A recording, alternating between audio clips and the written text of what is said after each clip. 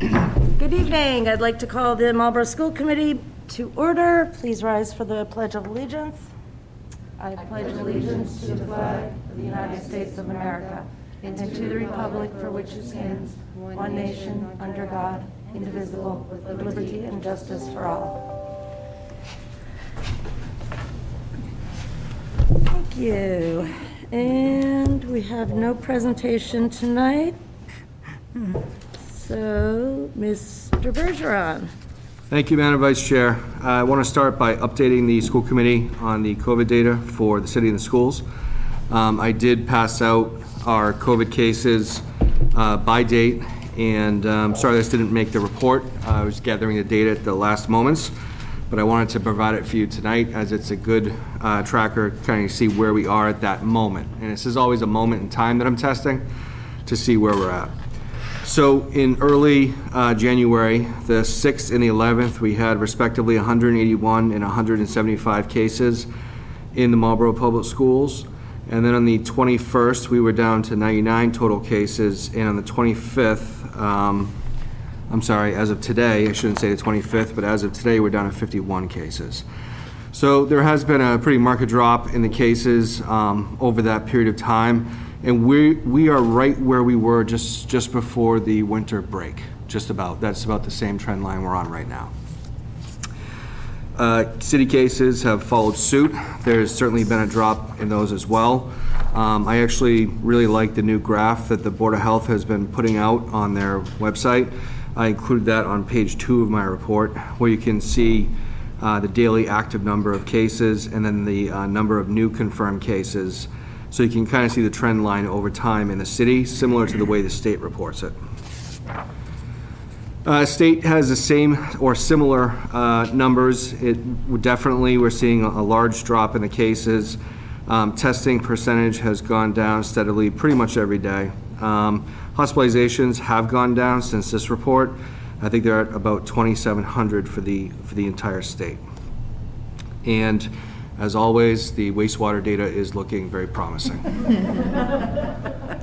We watch that every day.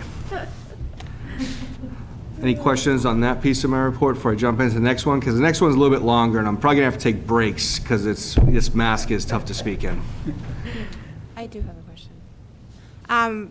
The data on the positive student cases, does this include the self-reported home tests? Yes. It does, okay. Thank you. So that's why when you look at our data and then compare it to the Board of Health, I think what you're gonna see is our data is always gonna be a little bit larger, higher, because a lot of the rapid tests that have become very popular at home, we are getting the reports and we're certainly sharing information, but Board of Health is getting their reports from the state through the MAVEN system, which is giving them from PCR testing across the state.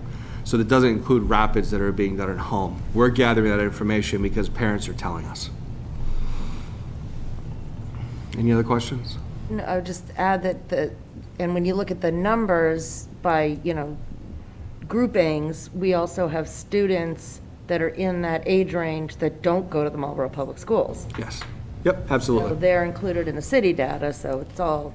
In the city data, when they're looking at it, they're just looking by age range. They don't break it out by site. They don't break it, so when you look at like the 5 through 19, that includes all the students who are at AMSA, the students who are at Assabet, students who go to private schools who reside in Marlborough. School, everybody, right. So, any other questions? Okay, moving on. So, update on the COVID protocols and the new program offered by the state. Just want to speak about this for a bit. My office received an update from both the Department of Elementary and Secondary Education and the Department of Public Health that is now recommending that schools focus their energy, time, and resources on symptomatic individuals rather than monitoring in-school close contacts who are unlikely to contract or spread the virus. This is a shift in policy at this point, excuse me, as the Commonwealth is determining that test and stay protocols are not adding significant value as a mitigation strategy for schools. A new option has been approved for schools to utilize by DESE, DPH, and the Executive Office for Health and Human Services, which discontinues the test and stay option as well as contact tracing efforts in schools, with a caveat that we do have an exemption so that we can use our discretion if there's a specific situation that warrants contact tracing a known exposure. So if we have a known exposure, we can still go through those protocols and do the contact tracing, but for the most part, for most of what we're doing, there will be no contact tracing under the program. So to be eligible for this program, we would need to continue to use rapid testing for symptomatic individuals in school. There is a chart below in my report that kind of summarizes the two different testing options and looks at the changes to the program. So on the left column, that is the updated K through 12 testing option, which is, as you can see, strongly recommended. On the right was the K through 12 testing options that we're currently doing with Test and Stay.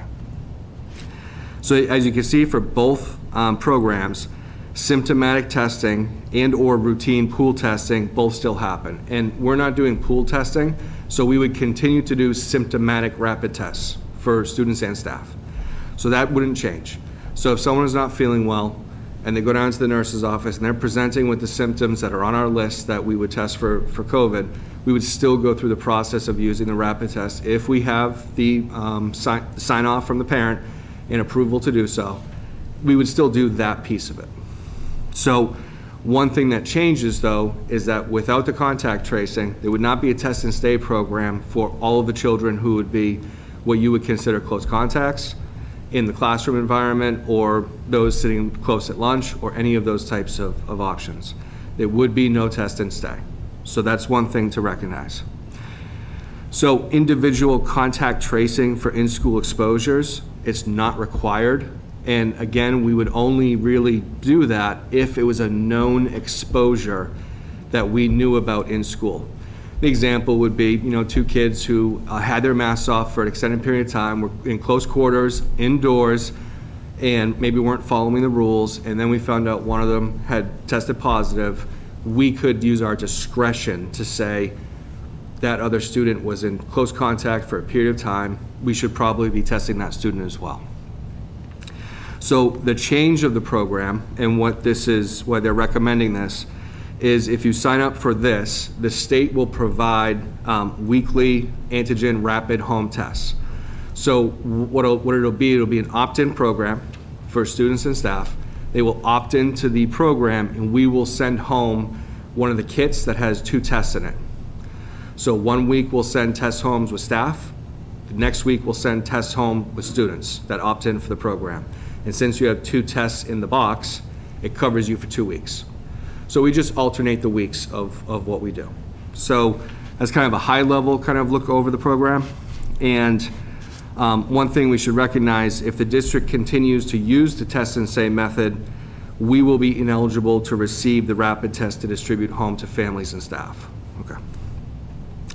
So when they first put this out, they said districts could respond to the survey sent by DESE to participate in the new home testing starting on January 21st, which was last Friday. I didn't respond to that because I wanted to first talk about it here at the school committee meeting. So again, I just want to say this is not an automatic program, and I think possibly some of the media that went out might have confused some folks, where we can just freely distribute tests. It has to be an opt-in. People have to sign up. You have to take the action to sign up for it, so we can do that. The tests, again, there's 2 tests per kit, so they're good for 2 weeks worth of testing for the student or the staff member. Parents or guardians are also asked to report positive tests to the school, and we'll share that information with the Board of Health as well. So my recommendation is to adopt the new program. I met with the leadership team last Thursday, and we discussed this new program, and I got feedback from them. Their major concern was that just too many changes in a short period of time was driving confusion for parents, and I agree with them. This has been quite a few changes in a short period of time. I also have to consider the time and resources that we're committing to test and stay, and whether or not our efforts in trying to contract trace a much more contagious variant leads us to actionable results. As I read the documents coming out of DESE and DPH, there does seem to be a significant policy shift on how we're going to be dealing with COVID-19 in the future.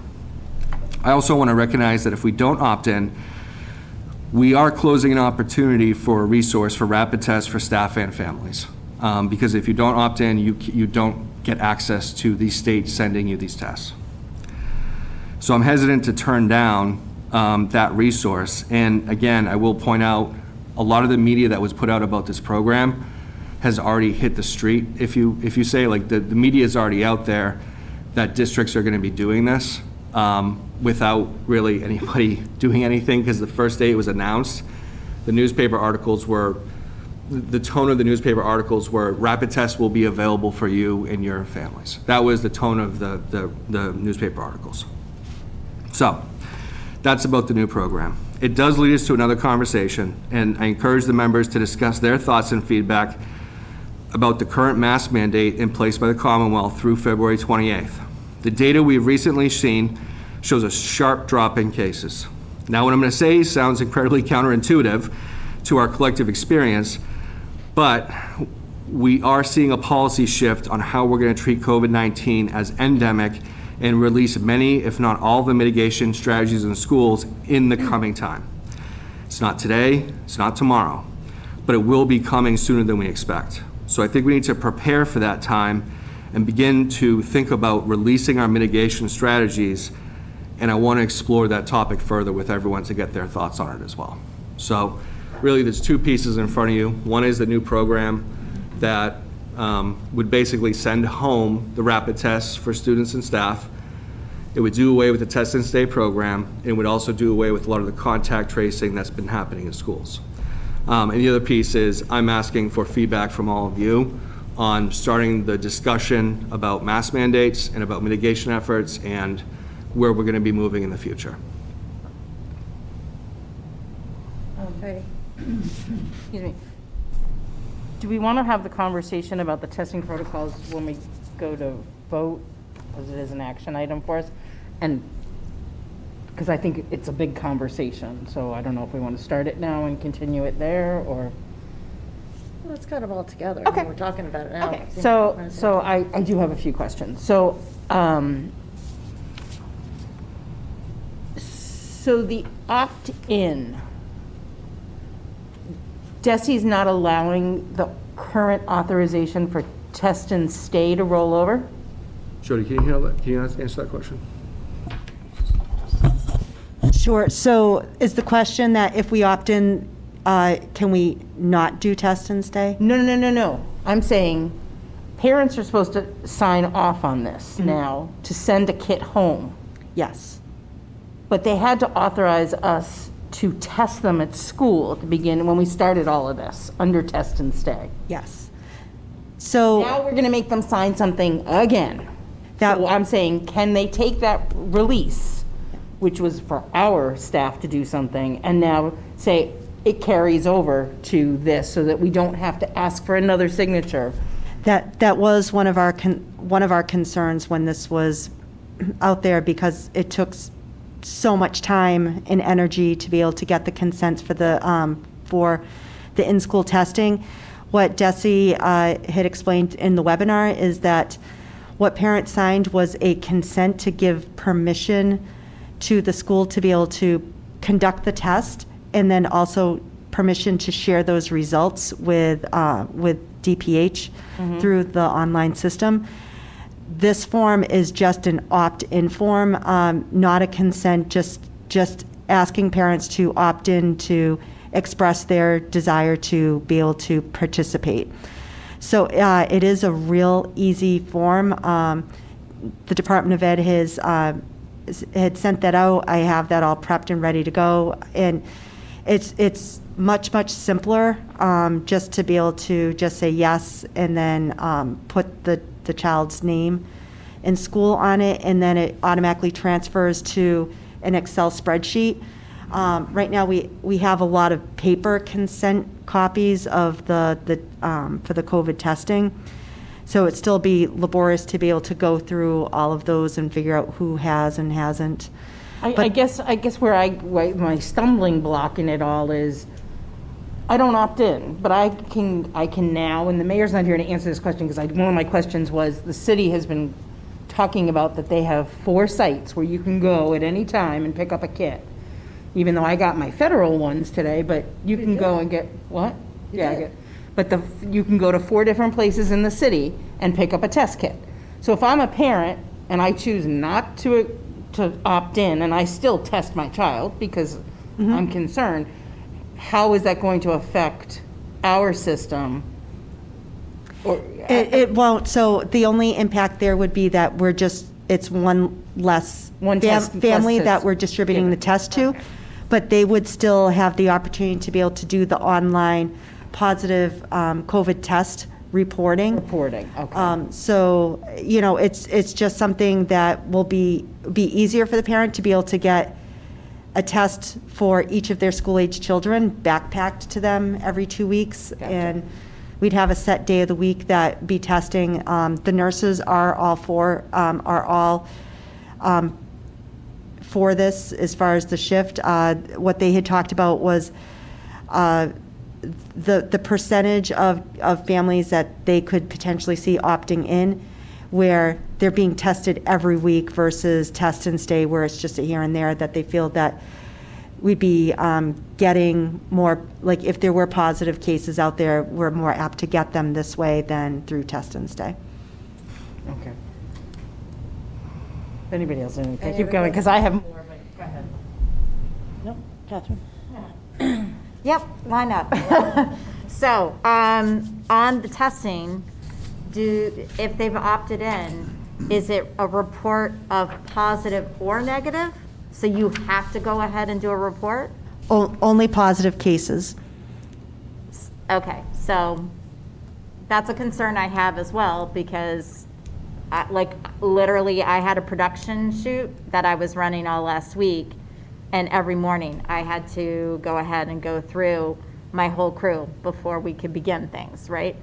But it was being able to say whether they were positive or negative so that we knew what the situation is. If we're relying on everybody, and frankly, are we going to have the same kind of rapid tests consistently? So we're knowing what we're dealing with, because there's so many variations of the rapid tests that are out there. And as we know, there's false reports with the rapid. So what's the follow-up, on some of these? I just am wondering about that. So I don't think we can guarantee what test is going to go home. Yeah. I think we can just guarantee it's going to be a rapid test.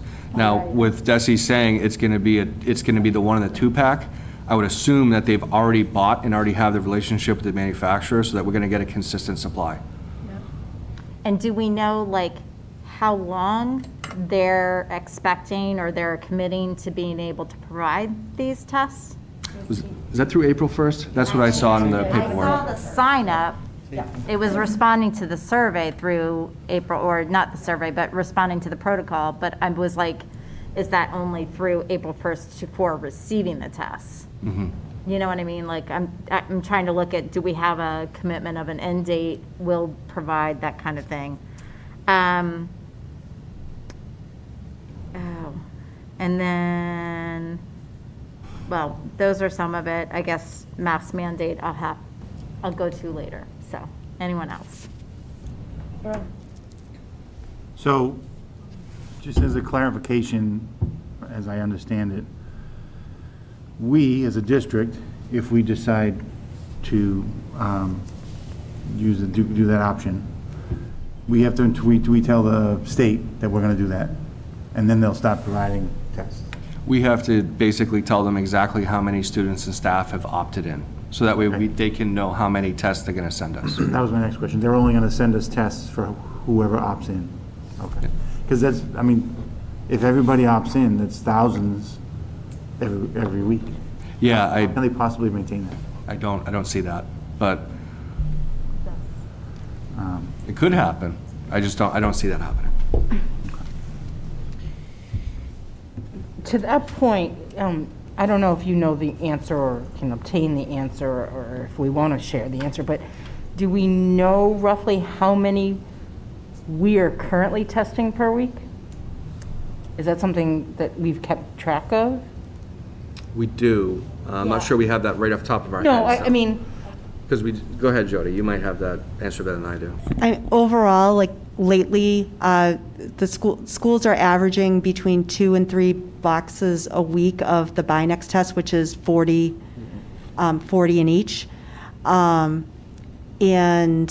so, but I can get specifically how many, but what the nurses had said was just, that's like the close contacts, but that's really not where, for the most part, they're getting, it's asymptomatic students that are testing positive. So, and Mike, it is the eye health test, the ones that were sent out for the staff. They did Those are confirm the that ones that that's. the federal government's Yes. giving to. And the nurses did report, when there were concerns about whether or not, like, families would be able to take the test correctly or be able to do the test. They did say that, all in all, families, parents have been very, very open and honest about their kids being positive and reporting those to the schools when that has come up.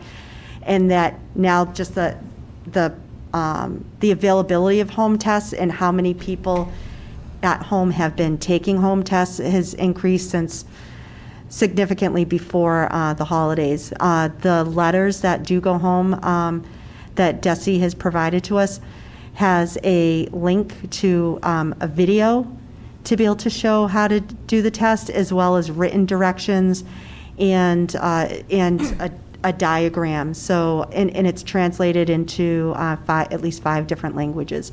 So they have video and then written instructions in their language to be able to look at and view. So I actually have a couple of questions. So if we switched, so right now, in test and stay, somebody shows up in a class that's positive, or we know they're positive, they test the close contacts, and they let the family know that, the families know that somebody in the class tested positive, correct? Well, they would know because they're going to be asked to be part of the test and stay protocol too. Okay. So when the thing with the elementary classrooms is, a lot of the elementary classrooms were treating many more of the kids as close contacts because of the nature of an elementary classroom. You're going to have small groups, you're going to have students sitting next to each other on the rug. They're going to be close to each other for the whole day. At the secondary level, it's a lot different. The close contacts are, I don't want to say the word easier, but what it is there's not as many opportunities for the kids to be in that such close contact for that period of time. In an elementary classroom, it's very likely that the kids are going to be sitting next to each other on a rug or working in a small group on a project. And, they are in close contact by definition for most of the day. Secondary level, not as much. It just doesn't happen as much with the way that the classrooms are set up. So if we switch to the new protocol, though, will families get alerted if somebody in the classroom has it? We're not doing test and stay. No, I think at this point, with the latest surge, that it's assumed that you're close contact all the time is basically what it's come down to. And a lot of places, including Board of Health, are no longer contact tracing for positive cases. Okay.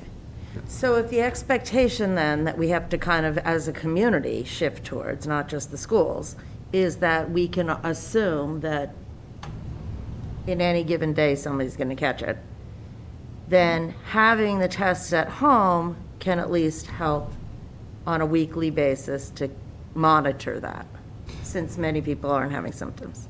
That's what's going on. That's what the Absolutely. shift is. Yep, Okay. absolutely. So, so if, though, somebody is symptomatic, and we know, like, there's a child in classroom B that is out for the count, sick at home with COVID, do the rest of the families get that information or no?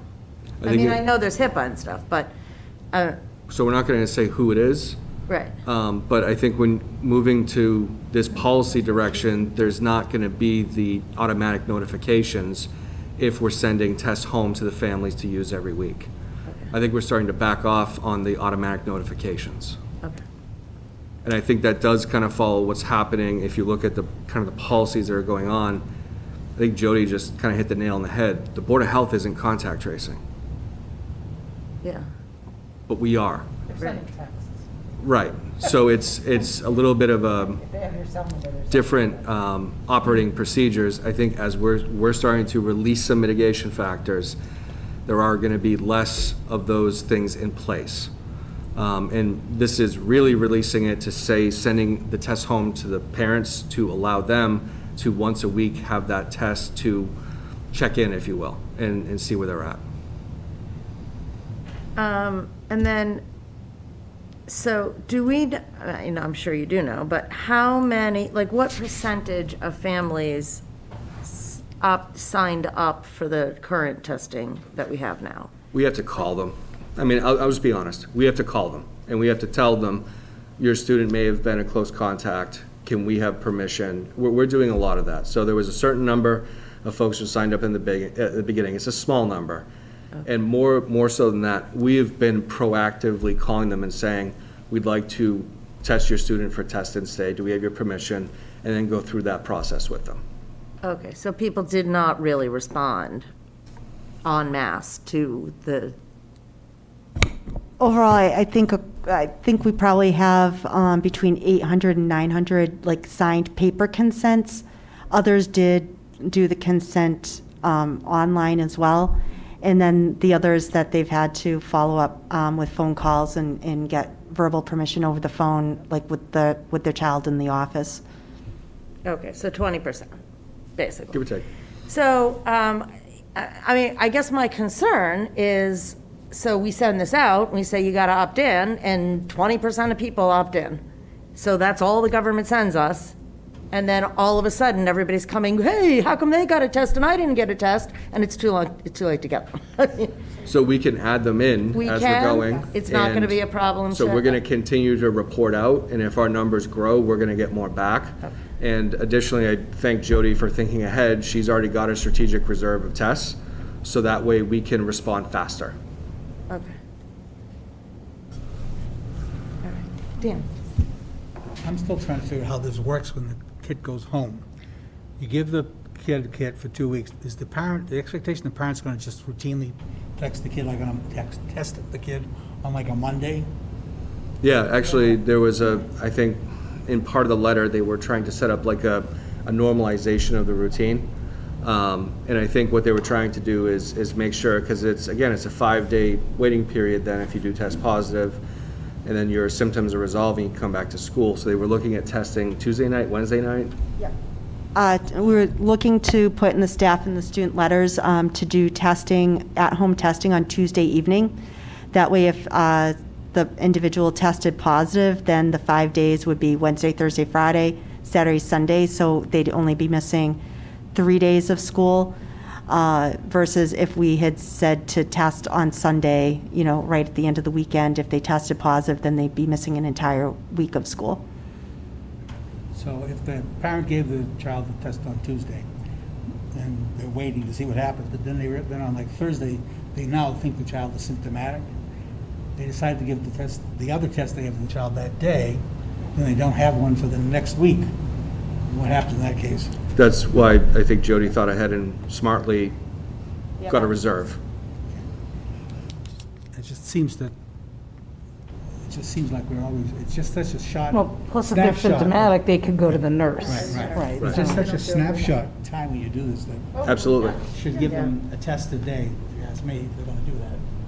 But the option, as you said, if somebody is symptomatic in the building, student That stays or exactly the same. faculty, we still are testing. Are we doing the rapids there and sending them home with the PCR? Are we doing the PCRs too? Or no? The PCR isn't, if the rapid is positive, Yeah. there's no reason to follow up with a PCR. Okay. So if the rapid is negative, but the student is showing a lot of symptoms, Symptoms. then we can have the option, and that's our option as a district. We bought those tests specifically for those opportunities and for staff also to be able to have access to PCR testing. But if there's a positive on a rapid and the student's symptomatic, there's no reason to do a PCR. I'm sorry, Dan, I cut you off. That's fine, because the concern is that somewhere along the line, if we go from one to the other, we don't let, somewhere in the middle, something slips through the cracks, because we're not doing this and we're doing that. And the concern is there just seems to be no overlap now because they're taking one away and giving the other. My concern is that we make sure there's not going to be a place where we somehow rather have something happen where something slips through the crack, and it doesn't be spread more that way. That's my only concern, is that when they start doing one program and taking away another, it just seems like there's always an opportunity for big holes to appear in the system. That's my concern. Just another question. Do we happen to know, I know you guys have been great about providing us information about vaccination rates, but it's been like kind of the bigger nugget. From our elementary age, do we have that breakdown? I apologize because I'm forgetting. I can present it at the next meeting. I'm sorry, I do what? have it. I can present it at the next meeting. Okay. I have looked at it recently, but I don't want to go off the top of my head. Yeah, no, because I think that to me is, as you know, you were pointing out, that, I mean, that's where you're going to have a lot of the kids, which, you know, I'm not sure if that many are going to be vaccinated, you know, and I'm just curious about that. But if they're going to potentially be in the close contact range, that's, I guess, on the top of my head, is I'm thinking that there are some families that are going to say, if a child in the classroom has presented with symptoms and is, you know, has come down with the sickness, right? Will they be alerted? So at least there's an awareness. The parents are keeping closer touch, or they can go ahead and test immediately so that they can get a grip of it before it would spread further. Do you know what and I understand, like, I'm not looking to create additional workload for people, but I'm also trying to understand how can we help to mitigate a situation where it could spread quickly just by the nature of, you know, the little kids being next to each other so much, you know. So, sorry, I'm just wondering. I don't know. I have two questions, which relates to the testing. If a student has tested positive, if a student has had COVID, people have been told not to test within 90 days. So would those students be told with this test to not test within 90 days? Is my first question. And do we know how many of our students have had COVID that would fall into that category? Or who have had, I guess that have fallen into that category. Trying to understand the first question. So if they've So if tested you've positive. had COVID, right. you're not supposed to test within 90 days. Because you keep throwing the antigens. Like, Right. all my Still- patients that have COVID, they keep every week they're going to continue to test positive, even though they don't have, and even though they can't shed it. Some may Nick. test negative, but some may continue to test, they say you can test positive for up to 90 days. Right. Yep. So are we going to be encouraging those students to continue to test, or are we encouraging them not to test for 90 days? Let me answer that the best way I know how. The state is encouraging everyone to test at home. That's what they're strongly recommending, though. So Even if they've they're had pushing it COVID, to the houses. So say you test positive for COVID January 1st. You now aren't supposed to test again for 90 days according to the CDC. CDC? Yep. You are not supposed to test for 90 days. So I think that's something we need to clarify for our Well, students. and I'll say the other reason for that, and the clarification on it, would be if somebody was asymptomatic and had been positive, but didn't know it because they never tested, and now it's next week and we send them home with a test and Tuesday night they take it, still asymptomatic, but they're showing that they're positive, even though they don't need to quarantine because they don't know when they had it, or, I mean, we're going to force them to quarantine for the remainder of the week, even though it might have been, I mean, we're going to have a lot of false quarantines if you do within the 90 days, that's for sure. So, Jody, I think they've also reduced the timeline on that as well.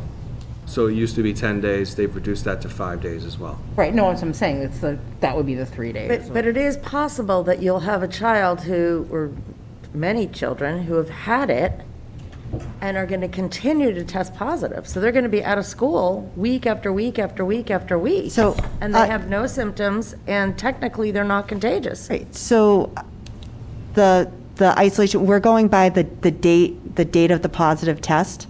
So if a child was asymptomatic and maybe they were positive for a week, but they take the home test and they test positive, then they will be in isolation for 5 days and then return on day 6 with a mask. So it doesn't matter if they continue to test positive.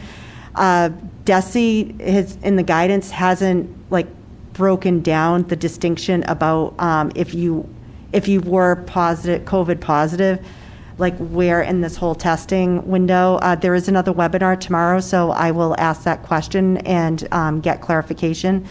That question hadn't come up yet. I'm sure it will. So what was the other? I just didn't know, what do we have, like 4,000 students? Like, do we know how Almost many of five. our four, Almost 5. 45, Yeah, 5,000 students? 47. Do we know how many have had COVID? Or I guess I was curious more out of, in the past 90 days, how many have had it? In larger numbers, yes. The only issue is you might have had a student in the beginning of the year. Right. He's going to get counted twice.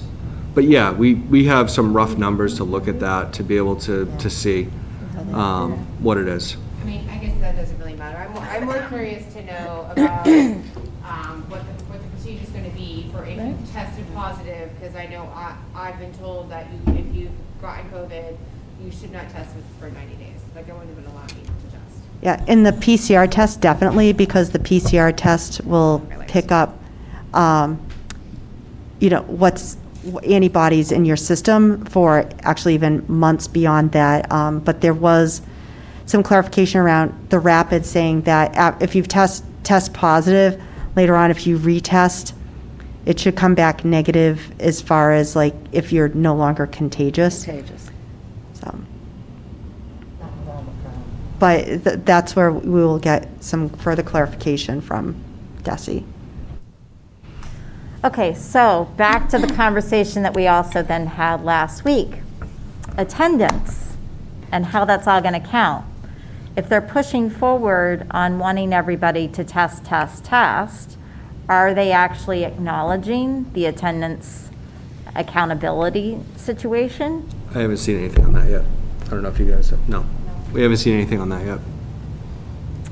Yeah, because it kind of goes hand in hand, right?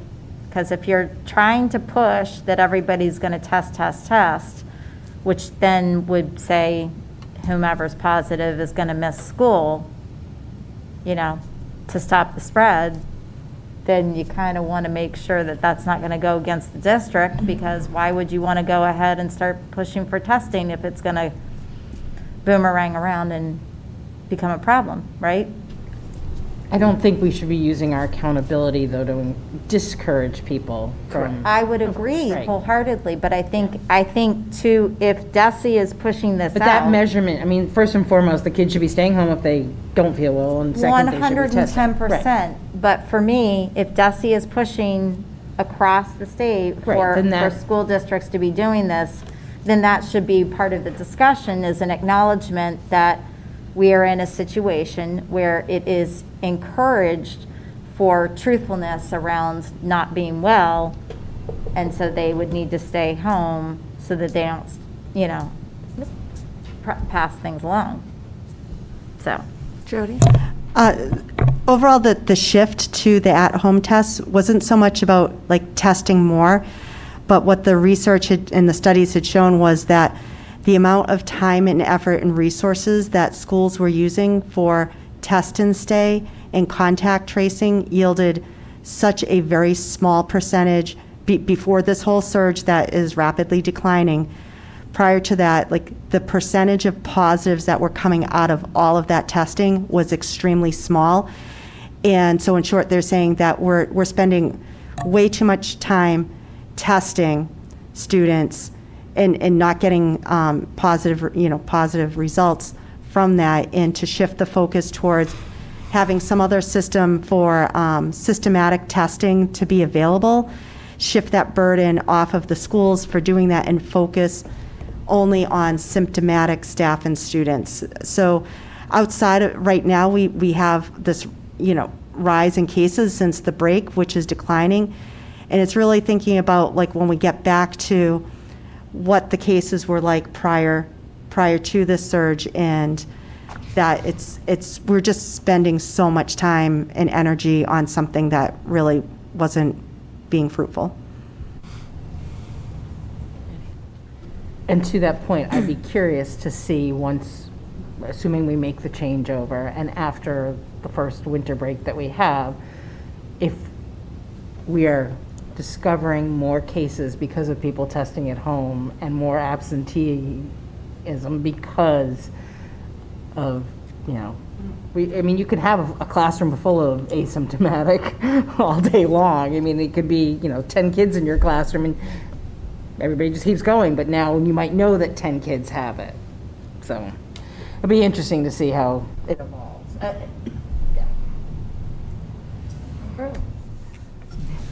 Not to, it's separate from what we've been doing here, but when you have to report to the state how many people have signed up, opted in. How often do you have to do that? Is it every week? Every week. Well, and it's on a 2-week cycle where we're sending home kids with staff on 1 week, and then the next week we're doing students.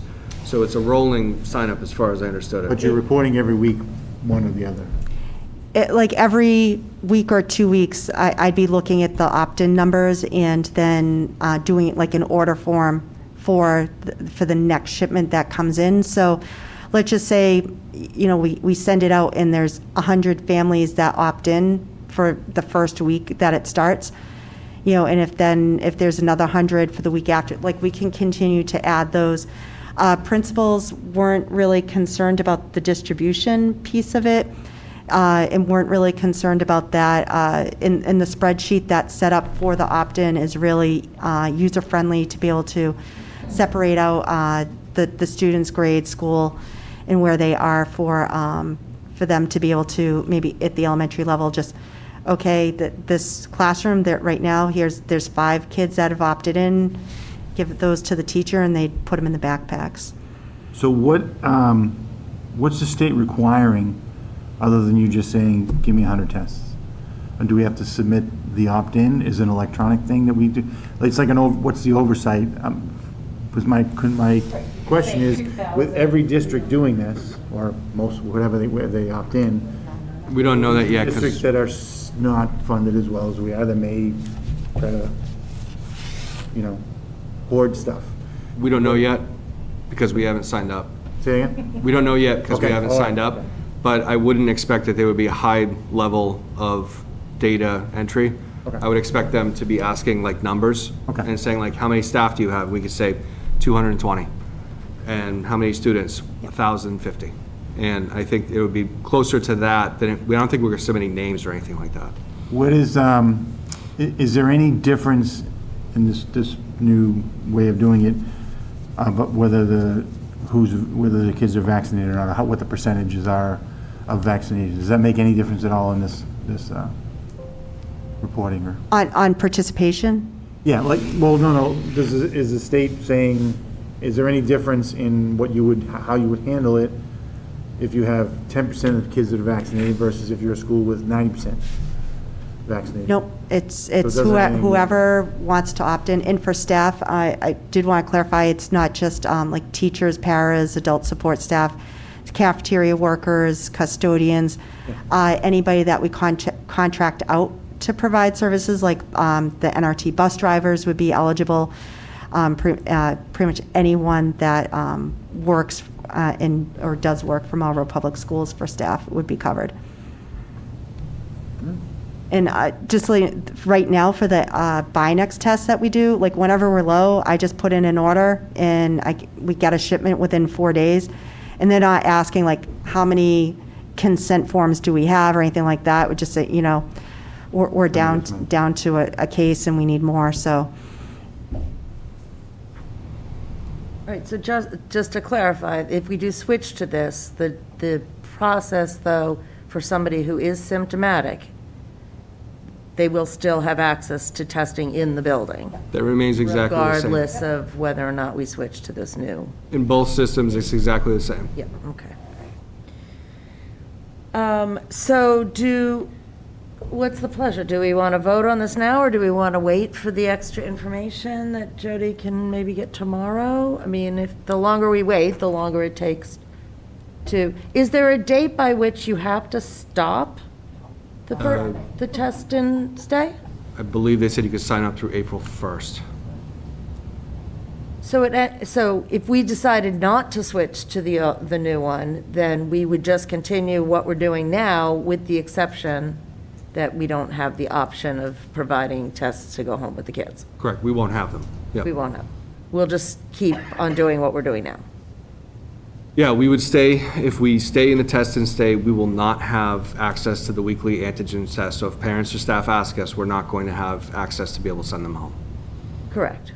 But we would just continue to test and stay, Yes, using our in-district resources to pay for those tests.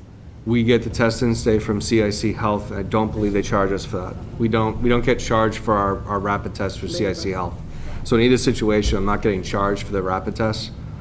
The new program provides the rapid test weekly or the 2-pack for 2 weeks to go home. Right now, we just get them in district and we use them as part of our test and stay protocol. I think what, I think what Jody was referencing to is when we looked at this with our nursing group, it's very rare that 100% of the people say that's the way to go. That's what 100% of the nurses said is we should go with the new system. So I think that is also recognizing the amount of time and effort that they're having to put into test and stay, but not getting the results that are helping us continue to manage this. Right, I mean, that's the main point, I think, for me, is if the system that we're using now is not really helping to identify people who are sick, what's the point? It's a lot of work to contact trace in an elementary school. Yeah. Huh. Dan, did you want to add something? I was just curious, because you had mentioned earlier about the expectation that the press may be putting out there, this is just happening as it is. Have you gotten a lot of feedback or questioning from parents? Not yet, not yet. But I think what's happening is a lot of other districts already jumped in. They've already ordered, they're getting tests this week. So I think what's going to happen is, just like everything else, word of mouth. And then you hear, the Hudson folks are saying, or the Shrewsbury folks, or the Worcester folks, or whoever's saying, well, I'm getting my weekly test. I think someone's going to start saying, well, why aren't we getting that as well? So a lot of the news articles that I read on this, that when it first popped out, talked about it more of a, it was already done. I don't know how else to say it, Dan. Like, it was almost like it was a fait accompli, it was already done, you're just going to start getting your tests. I was getting that same impression, but I was just curious because that would be a good indication also whether we should be considering, if the parents really want to do this, that's another thing we should be looking at as well. So I was just curious if there been any kind of feedback in that direction. A couple weeks ago, people were really struggling to find rapid tests. I think the supply has opened up quite a bit, but it's still hard to get rapid tests. So I think having this available and then having it go home as a resource is helpful. I would like to know where those places around the city are, because I haven't been able to get any rapid tests. I actually ordered some on Amazon. I just saw They that list finally the other came. day. City Hall, you guys work for I saw that list on the patch the other day. So you are special employees, you could sign up and just get one every other week. Here. Yeah. But, yeah, no, but. the- Like for my family, like, so I could go to City Hall and get tests? Yeah, you get a package of tests, yes. I did not know that. Yes. They had that. Yeah, well, it's hit or miss, I mean. Yeah, as I said, I signed up on Monday when the federal government opened it up, Yeah, and I same. got mine today, Oh, I didn't get them. so, yeah. So it took a week. Okay. Yeah, the last Monday, so. So what do we want to do? I think we follow the I think, Okay. Yeah, the only other thing I guess I'm going to say for food for thought as we're, continuing through the meeting is how quickly can we get the test here? Because we do have the February break coming up. And that's another thing that's playing into my mind about the mask mandate ending date currently. And the tests and how quickly we could get access to them. Because as we all know, vacation periods tend to be when there it spikes is. occur. So Jody, can you Thank you. talk about that a little bit? Sure. I would expect if the committee had voted yes to move forward with this, I'd be able to go ahead and opt in tomorrow, and I'm fairly positive we'd be getting our first shipment early next week. In addition to that, we have 7,000 boxes of the same iHealth ones that are at deck right now. So even if we decided to start and the shipment was a little bit late, like, we would have the stock available to be able to start with those who opt in, even if we didn't get the test from the state yet. Okay. So you Thank have your communications ready to go. So if Yes. we vote tonight, yes, tomorrow the communications go out, and then Yep. by end of week, you could put in the first order I would put the order in, Based on- I would just put the order in tomorrow. based on how many you got tomorrow, responses? I I mean, what would- would you put the order in, saying how many? I would students? anticipate, like, go with an anticipated number, Okay. because they're not going to be asking for copies of the opt-in form, so. Okay. That's the only way that I could have imagined those who opted in on Friday, who were getting shipments this week for staff. There's absolutely no way that they would have gotten opt-in forms from staff on Friday staff. with the Okay. order, so. Right, I got it, okay. Okay, so that was the first part of the conversation. Do you want to do the second part of the conversation? Well, I feel bad that I've totally taken Doug's report out of the mix here, but Okay, so I wanted, do you want whatever Doug the chair to would like go, to do. and then we can come back to it? I mean, we're gonna get to Doug eventually. And I don't know if you want to take it up in, I don't know if the, Madam Vice Chair, if you'd like to take it up in, members forum or anything, because it's more of a discussion that I'm looking for some feedback from everybody, because that February 28th date is a lot sooner than we think it is. And it's right 'cause, after vacation, because vacation's late this year. And we have one meeting in we have one business meeting in February. We have a workshop in the middle of February for the budget. Right. But we really, it's coming up quicker than we anticipate.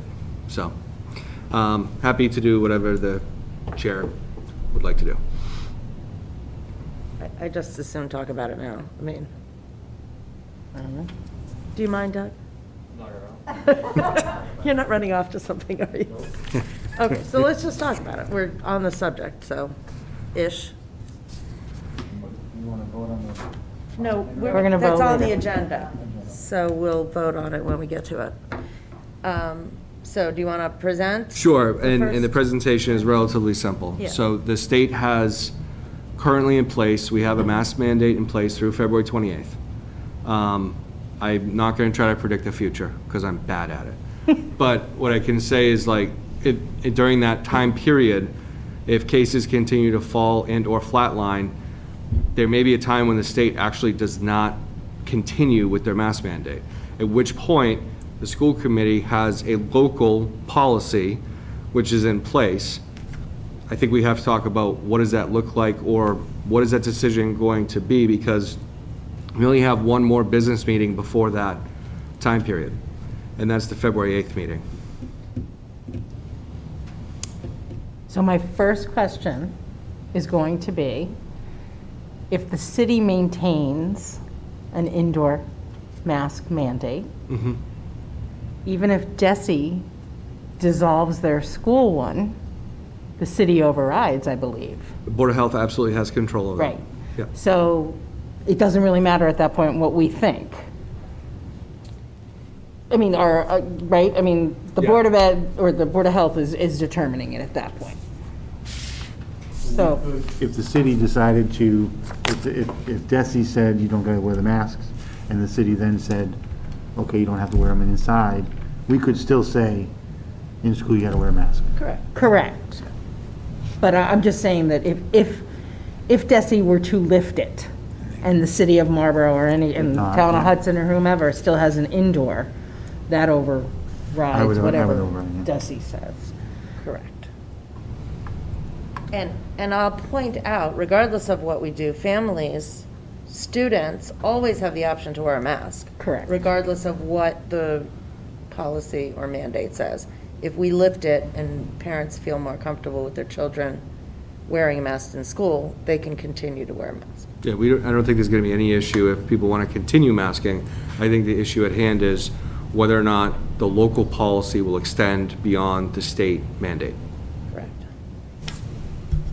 Well, and isn't that really like a three-part question? Because the local being us, local being Board of Health, or it's two parts of us.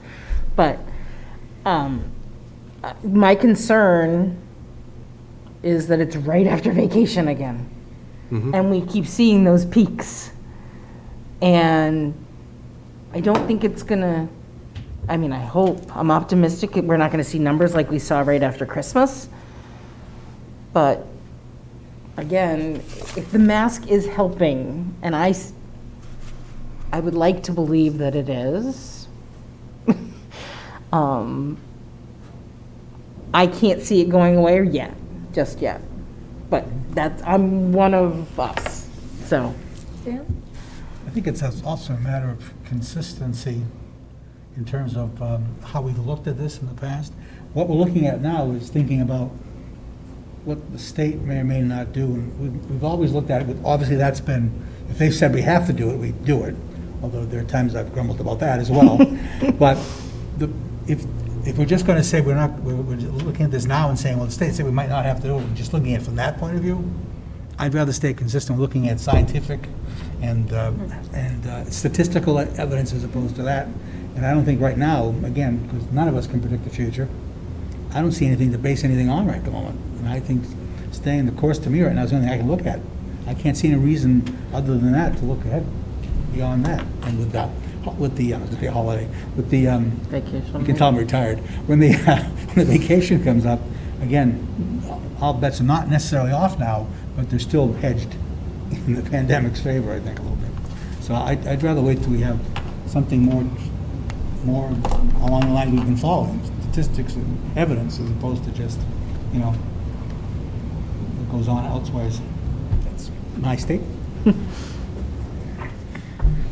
Can I suggest that we put it on the agenda for the March 8th meeting, and we can revisit the policy at that time when we have more data after vacation to see where numbers are, and maybe see if Desi's changed anything by then, and we can make a decision then about whether to extend or update. But are you saying that we Maintain should the current maintain policy. status quo no matter what Desi says? Yeah, I mean, February 28th literally is the day we get back from vacation. Yes, I can't imagine they're gonna change. Oh, I'm sure they'll do it the week, but that's vacation week that they're gonna make the announcement, you think? Right, but Right. knowing, I mean, historically through this whole pandemic, that the biggest spikes are always right after vacation. Yeah. Why they picked February 28th is ludicrous. Yeah. End of the What were month. they thinking? Do they not look at the calendar? Do they not think about when school vacation week was gonna be? Not everybody goes on vacation the same week. Probably a Desi I mean, board the meeting schools- day. Schools aren't off. That's what it is, it's Desi. Desi runs the schools. School vacation week is the same in every school in Massachusetts. Okay. So it's ridiculous that that's the date they picked. It's literally a week afterwards our meeting is, and Yeah, I don't think wearing a one mask an extra extra week's gonna kill anybody. Not wearing it might. Yeah. Right.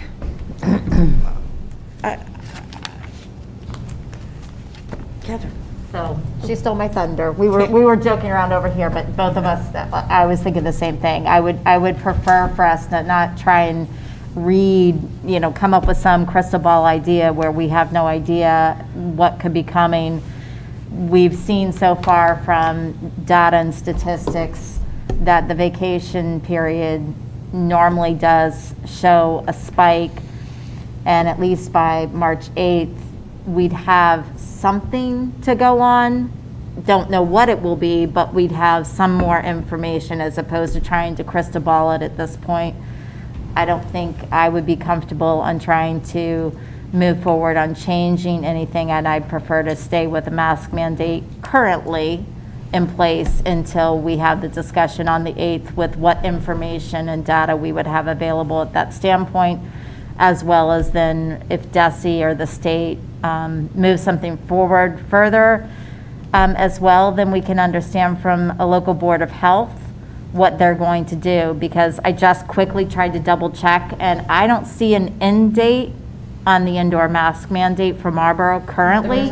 There isn't. Well, I was just trying to double check. So at that point, we could have a lot that could change or stay Going the to same. revisit it, I think, at each meeting Yeah. is their discussion. So I second very much so on staying until March 8th and adding that to the agenda that night.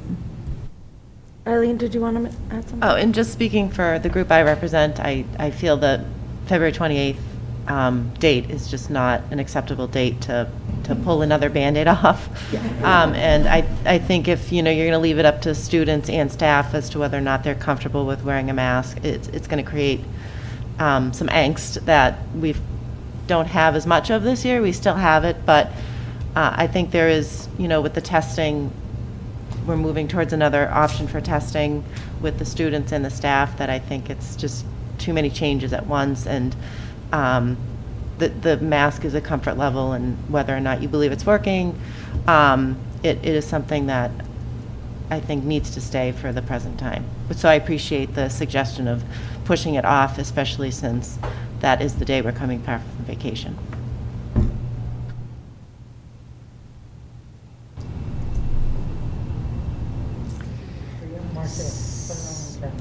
That's helpful information for me. Yeah, I mean, do we need to like vote on that, or? I think let me understand, I'll read it back to you. What I'm understanding is on the March 8th agenda, or put on for the March 8th agenda an action item to review the policy, local policy for the masks. Perfect. Yeah. Everyone comfortable with that? Yeah. Till then, keep status quo. Status quo, everything stays as is with the masks. Thank you, Eileen, because I think it's important that with all the changes, that even, as you said, even if we rip another Band-Aid off of this whole thing, consistency is key to finishing out the year. So thank you for that.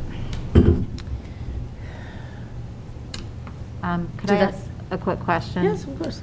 So through the vice chair to Eileen, and you can totally say, would prefer to stay away from this. Has there been any discussion that you feel like you'd like to bring forward about this new testing idea from DESE? I mean, I know it's newer, so you may not have had broad discussions, but if you even have a temperature reading, I think it would be helpful, because to me, I have to say, my initial reaction, really, based upon the information we've gathered, is positive of moving in that direction. That being the case, I also feel like there could be some staff members, some families in the elementary that could have some concerns. And so I'm just trying to wrap my head around it, and I don't know if you have a pulse on that at all. Maybe you do. And if you do, great. I'd love to hear it if that's possible. I just consulted with the nurse at my school who, after the meeting with Jody, to, get, because I wanted that professional viewpoint as to the switch in the program. And, I feel comfortable with them as a collective group agreeing that this switching to the at-home testing is a good move. Because, we talked about the results are not what we thought it was going to be with catching the cases, and I know it is such a lot of work. Even on the weekends and their nights, they're spending a lot of time with the contact tracing. Okay. And, it trickles down to classroom teachers too, because I'm answering emails, I'm getting messages from parents, how do I get in touch with the nurse, on a Sunday morning at 9 o'clock. Yeah. So I think this, it's been said, this is changes that we're just going to have to be dealing with more the shift that's been talked about. Okay. And thank you very much. I appreciate you actually giving an answer and didn't want to put you on the spot, but I feel it's important because we're all in this kind of together. I'm making a decision around something we never thought we'd have to be making. But like I said, I do trust that the nurses, had time to discuss this and, gave their honest opinion. And I know they were going back and forth about the pros and cons of it, but in the end decided that this was a good shift. Okay. Thank you very much. I Thank really you for appreciate asking. it. Okay, did we meet your expectations for having the conversation? It's your expectations. I just follow through and implement. No, but you wanted us to talk about it, so. Yeah, because I really feel like if we save everything to February 8th, it's going to be really difficult. Yeah. So I think the more we can get on top of things, the better. So I really want that feedback. Excellent. Okay, Mr. Diaz. Yay! Thank you, Madam Vice Chair. Welcome back. We missed you at the last meeting. Thank you. Thank you. Yes, congratulations. Thank you very much. Happy to be back. And I wish I had done my report on a different topic, but speaking of the pandemic, I thought tonight would be a good night to update the school committee on the impact of the pandemic on our major operations segment. In transportation, as of the writing of this report, which was mid last week, the district had 6 bus routes with a known daily impact. 4 were due to extended leaves and 2 were due to not having a driver. Transportation Coordinator Steve Phelan continues working very closely with NRT to minimize daily impacts to our students, but this is proving to be increasingly difficult. In addition to twice-a-day triage before the AM and PM runs, we're also hosting weekly meetings with NRT to discuss their driver training pipeline and strategize on the best use of existing personnel. While we are working in close partnership with the staff at the local Hudson terminal, which services our contract, MPS administration continues engaging with NRT senior leadership to advocate for more resources to be allocated towards servicing our contract. As Superintendent mentioned, things are improving, and the same is true for transportation. As of today, we had only 4 routes that were impacted, still have 2 empty seats, but we do have 2 drivers that are testing for their CDL licenses this week. Potentially, if things go well, and I don't want to jinx it, we may be in the best position that we've been in transportation since September 1st. So I hope that comes to fruition. In food services, the staff has remained steadfast in their commitment to serve the students during the pandemic. Despite some shortages caused by the pandemic, the staff have remained flexible, and we have not had any lunch or breakfast service impacted at any of the schools. So I appreciate their efforts. We are currently 95% filled in our food service positions, which is really, really great. And that has helped us maintain the level of service during the pandemic. The ability for the district to serve free meals to all students has also been very, very helpful in keeping that operations flowing. So that's been great. I really appreciate the leadership of Food Service Director Pam Whelan and Union Leader Julie Wapham during these challenging times. So thank you to them for their leadership. And I just want to make a shameless pitch. Again, the breakfast and lunch is free in the district, and the more students we have participating, the more beneficial it is for the program. Saw that there's chocolate milk. And we have chocolate milk. We back. have chocolate milk and pancake day at the high school. I mean, I'm sorry, but the social media posts that have been going on about these, The Brazilian burger. I wanted a phone call for the Choices. Brazilian burger. I may just show up at the high school someday Please just for do. lunch. Please do. Seriously. We encourage It's great. everyone to participate. So thank you for that. We appreciate that. The custodial crew, we do have a 13% vacancy right now, which is equal to 4 positions. And the group has also been impacted by pandemic-related absences. Despite these challenges, the team has stepped up and picked up overtime hours to make sure the schools are safe for students and staff. And when staffing levels do hit critically low levels, we have leveraged our partnership with our contractor services company. They've been with us throughout the pandemic to ensure that the service levels continue to be acceptable.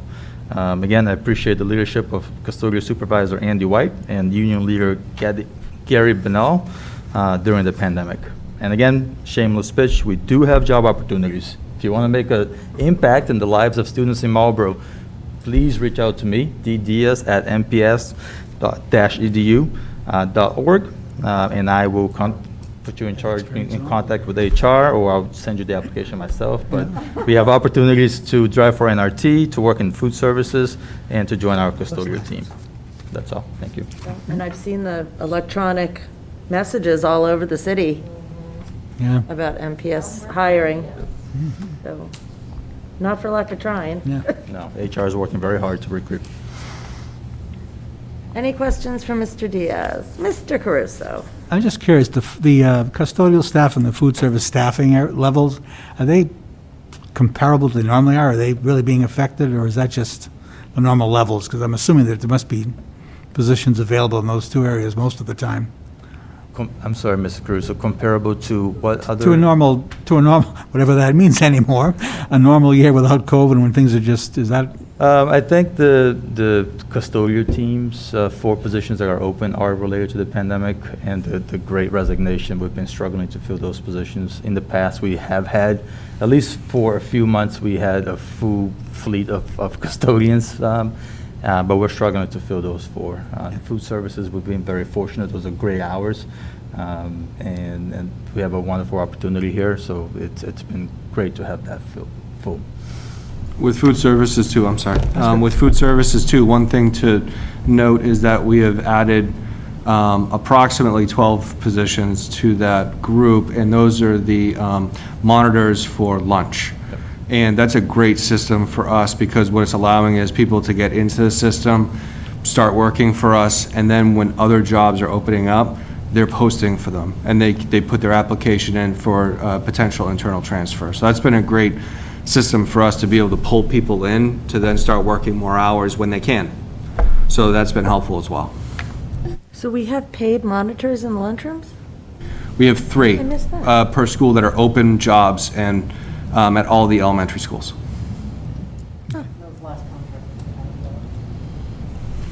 Couple more. Didn't mean to interrupt you, Dan, sorry. No problem, no problem. I just, in the transportation, which I know is probably your favorite topic amongst all 3 of these, I'm just known daily impact, is that just euphemism for means that you have trouble having the drivers consistently in those routes? Basically, for those 6 routes as of last week, 4 as of this morning, there are no permanent drivers assigned to them, either because the permanent driver is out or because there literally is no driver assigned. So what that means is NRT, the Hudson team for NRT is trying to fill in those seats every morning. We've been able to fill those seats, but there may be a 15-minute delay to the posted start time for the route, 20-minute delay.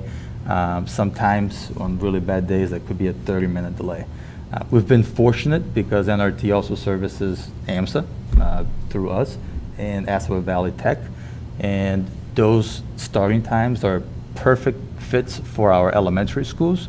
So there have been fewer impacts for the elementary schools, but the secondary schools may see a 15 or 20-minute delay at times for those routes to start. I'm sorry, I just lost where I was looking.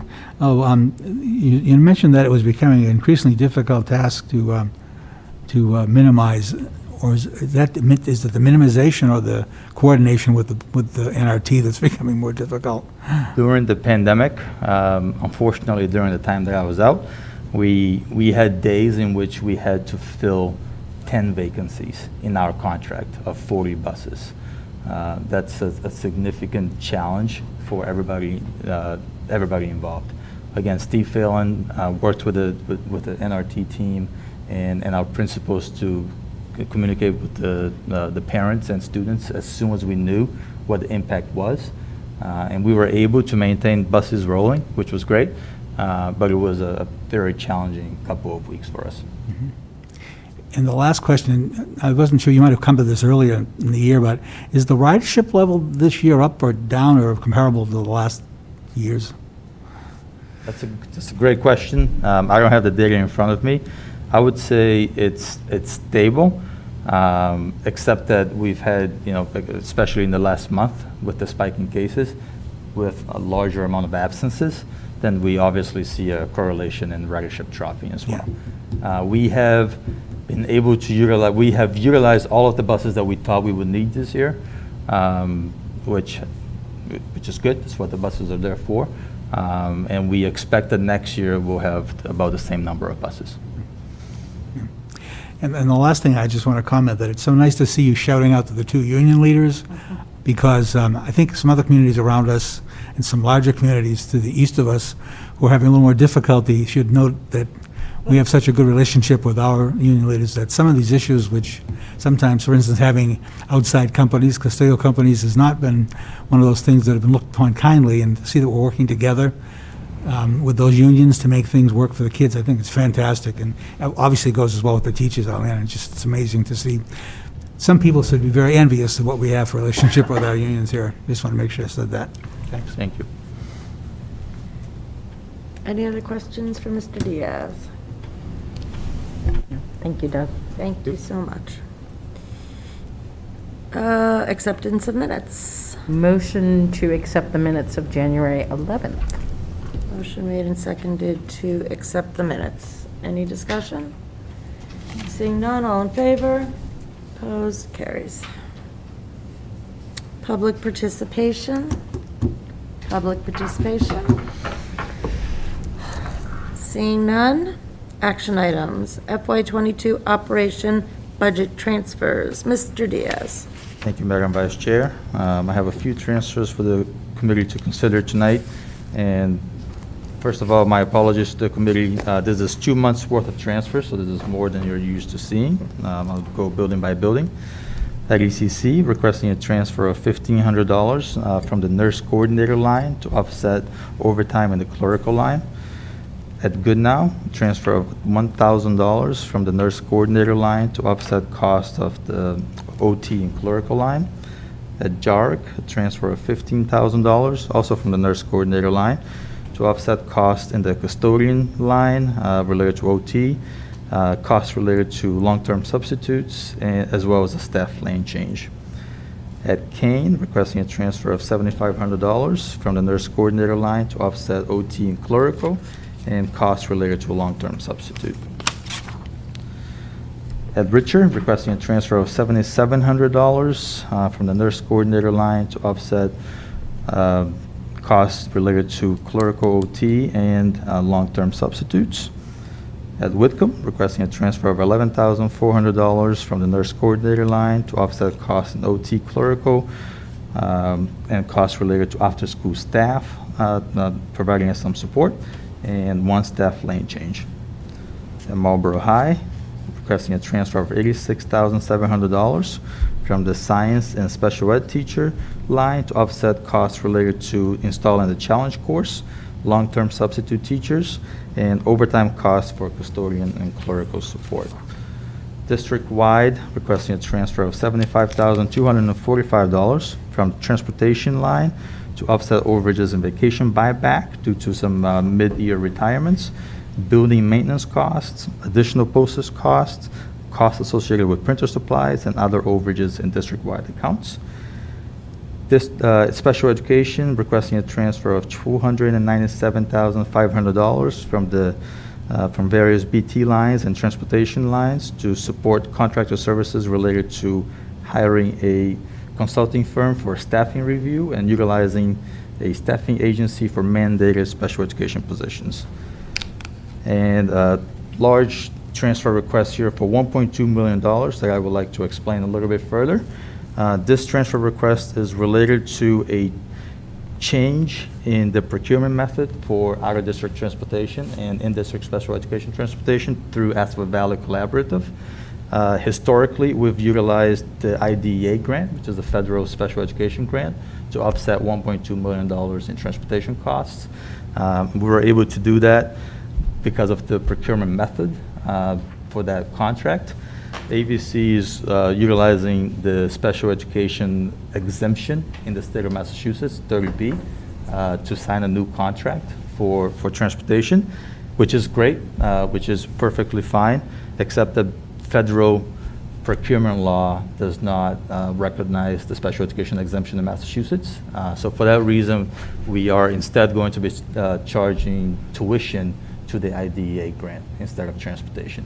So you're seeing this large transfer with this method here through the school committee, and then in the FY23 budget, we're going to budget it this way, so you don't have to see this as a transfer. Thank you for that Thank you. explanation.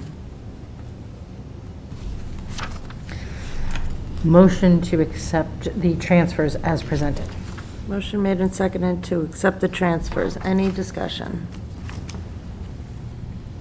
Seeing none, all in favor? Opposed? Carries. Thank you. Thank you. Okay, DESI testing protocols. As previously discussed, I am seeking authorization to elect to join the new testing program recommended by DESI, DPH, and the Executive Office of Health and Human Services.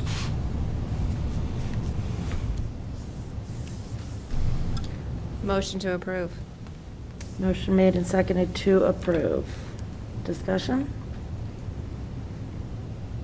Mrs. Matthews? I guess my only concern, and I think we have spoken about it, but it's just making sure that parents understand that the status quo within the building itself, and that there is, the burden is shifting to them, you know, a little bit more. But also, I guess, not to be paranoid. Like, there's that fine line between worrying about your children. I mean, we all worry, but it's not meant test your child every single day. It's you know, we're recommending a system in place to do it consistently. And I guess the biggest thing is really that, no, you're not going to get that every other week email that you might have been getting saying that there were cases in your classroom. And I think you said it earlier, is assume you're always a close contact.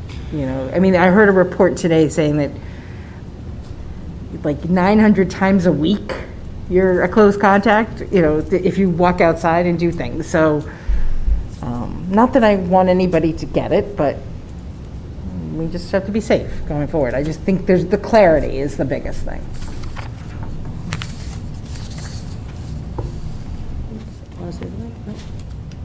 Any other discussion? Seeing none. All in favor? Opposed? Carries. Thank you. We will message it out, get the portal open so folks can sign up, in. and we'll report back on usage. That's really what we'll see is how many people actually sign up. Great. Thank you. And thank you, Ms. O'Brien, for spearheading that. Superintendent resignation. I have to actually give you a letter. So I have provided the letter that I provided to Arthur Vigent, the mayor, on December 29th. So for you to accept my resignation. What if we don't? Yeah, what if we don't?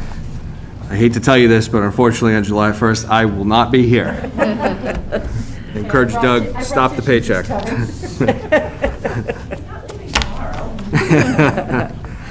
I know. Well, I can cry every day. Motion to accept with sadness. Motion made and seconded with great sadness to accept the superintendent's resignation. Any discussion? I still don't like it. I'm just saying. Seeing none. All in favor? Opposed? Carries. Thank you. Superintendent search, I'm going to suggest that we table this for now because the workshop meeting we were hoping to have today had to be rescheduled due to the mayor's other obligation. So it will take place next Tuesday night. And we will come up with. We're going to discuss the process, exactly. Thank you. That's the purpose of the meeting, is to discuss how we're going to proceed going forward. Motion to table. Motion made and seconded to table. All in favor? Opposed? Carries. Acceptance of donations and gifts.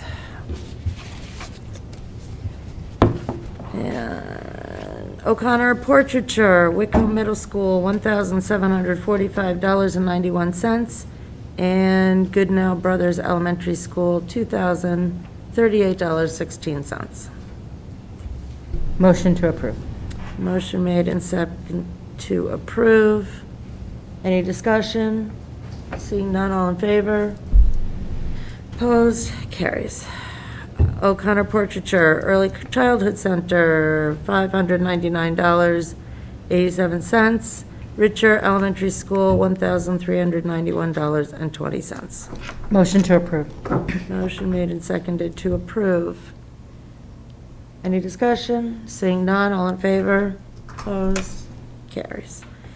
And Mass DESI FY22 FC 302 America Rescue Plan for Homeless Children, MPS. Oh, sorry.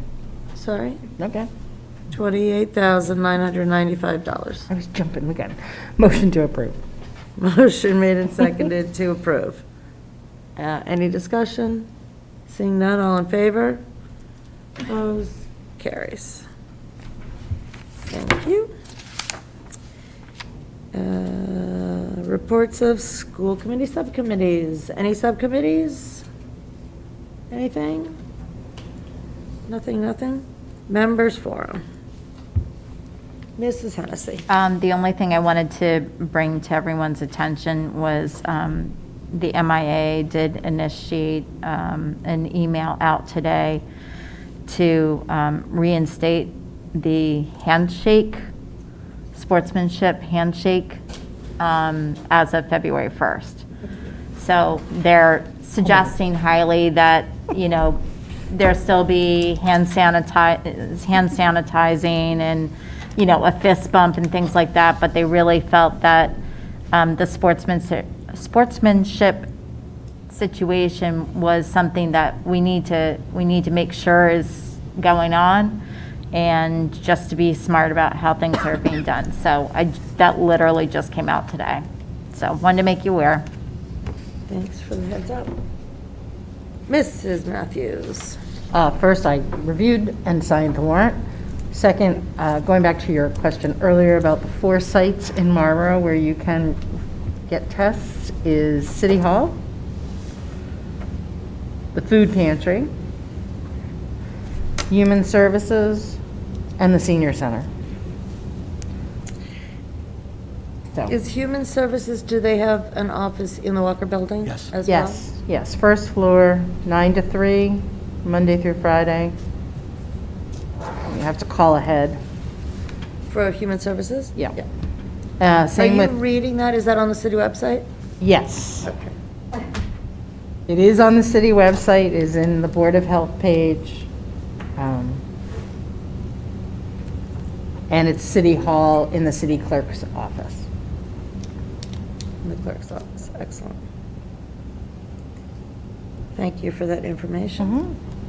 And if you haven't signed up for the free ones through the government, you can. They're there. So, Okay. What? Any other members? Seeing none? motion to adjourn. Motion made and seconded to adjourn at 8:59.